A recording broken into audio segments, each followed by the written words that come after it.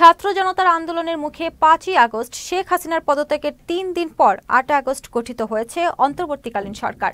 ৯ August করা হয় দপ্তর বন্টন। প্রধান উপদেষ্টা ডক্টর ইউনূস পান ১৭ মন্ত্রণালয়ের দায়িত্ব। ১৩ উপদেষ্টাকে দেয়া হয় ১৪ মন্ত্রণালয়। উপদেষ্টাদের প্রত্যেকেই তাদের স্ব ক্ষেত্রে কীর্তিমান। মিশুক হাওলাদারের প্রতিবেদনে বিস্তারিত।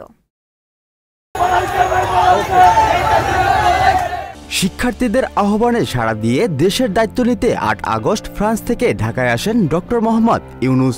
এদিন রাতেই অন্তর্বর্তীকালীন সরকারের প্রধান হিসাবে শপথ নেন বঙ্গভবনে। একই সাথে আরও ১৩ জন উপদেষ্টা দেশের দায়িত্ব নিতে শপথ বাক্য পাঠ করেন। শপথ বাক্য পাঠে অনুপস্থিত ছিলেন আরও ৩ জন। অন্তর্বর্তীকালীন সরকারের উপদেষ্টা পদের কর্তব্য বিশ্বস্ততার সহিত পালন করিব।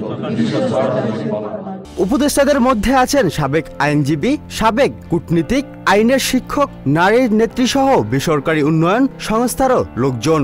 উপদেষ্টা পরিষদের শুরুতেই রয়েছেন সালেহউদ্দিন আহমেদ। অন্তর্বর্তীকালীন সরকারের উপদেষ্টা হিসাবে দায়িত্ব পেয়েছেন অর্থ ও পরিকল্পনা মন্ত্রণালয়ের। সালেহউদ্দিন আহমেদ শিক্ষকতা দিয়ে কর্মজীবন শুরু করলেও পরে ২০০৫ সালে বাংলাদেশ ব্যাংকের গভর্নর হন তিনি। এছাড়াও দীর্ঘদিন ছিলেন প্রধানমন্ত্রীর অফিসের এনজিও অ্যাফেয়ার্স ব্যুরোর মহাপরিচালক পদেও। গত কয়েক বছর ধরে বেসরকারি একটি বিশ্ববিদ্যালয়ের শিক্ষকতা করেছিলেন তিনি।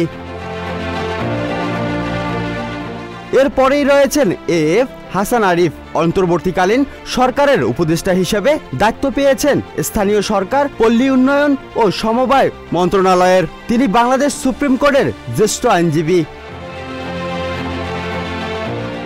মুহাম্মদ তৌহিদ হোসেন অন্তর্বর্তীকালীন সরকারের উপদেষ্টা হিসাবে দায়িত্ব পেয়েছেন পররাষ্ট্র মন্ত্রণালয়ের। ২০০১ সাল থেকে ২০০৫ সাল পর্যন্ত কলকাতায় বাংলাদেশের ডেপুটি হাইকমিশনার ছিলেন। পরে ২০১২ সালের দক্ষিণ আফ্রিকার হাইকমিশনারের দায়িত্ব পালন করেন।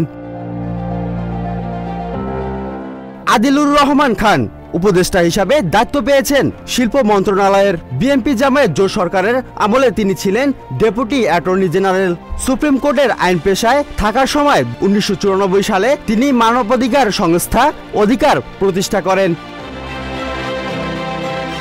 আসিফ নজরুল উপদেষ্টা হিসাবে দায়িত্ব পেয়েছেন আইন, বিচার ও সংসদ বিষয়ক মন্ত্রণালয়ের। তিনি আইন বিভাগের ঢাকা বিশ্ববিদ্যালয়ের শিক্ষক। ঢাকা বিশ্ববিদ্যালয়ের শিক্ষক হিসাবে যোগদানের আগে সাপ্তাহিক পত্রিকা বিচিত্রায় কাজ করেছেন তিনি। কিছুদিন তিনি ম্যাজিস্ট্রেট হিসেবেও কাজ করেছিলেন। এম সাখাওয়াত হোসেন বাংলাদেশের সাবেক নির্বাচন কমিশনার ও বাংলাদেশ সেনাবাহিনীর অবসরপ্রাপ্ত ব্রিগেডিয়ার জেনারেল। উপদেষ্টা হিসাবে দায়িত্ব পেয়েছেন স্বরাষ্ট্র মন্ত্রণালয়ের। আফম খালিদ হাসান বাংলাদেশের সাবেক হেফাজতে ইসলামের আমির। বর্তমানে উপদেষ্টা হিসাবে দায়িত্ব পেয়েছেন ধর্ম বিষয়ক মন্ত্রণালয়ের। যাদের নেতৃত্বে আওয়ামী লীগ সরকারের পতন, সেই শিক্ষার্থীদের নেতৃত্বে থাকা বৈষম্য বিরোধী ছাত্র আন্দোলনের অন্যতম সমন্বয়ক হলেন নাহিদ ইসলাম। উপদেষ্টা হিসাবে দায়িত্ব পেয়েছেন ডাক, টেলিযোগাযোগ ও তথ্য প্রযুক্তির মন্ত্রণালয়ের। বৈষম্য বিরোধী ছাত্র আন্দোলনের আরেক সমন্বয়ক আসিফ মাহমুদ। তিনি দায়িত্ব পেয়েছেন যুব ও ক্রীড়া মন্ত্রণালয়ের। মিশুক হাওলাদার, চ্যানেল এস, ঢাকা।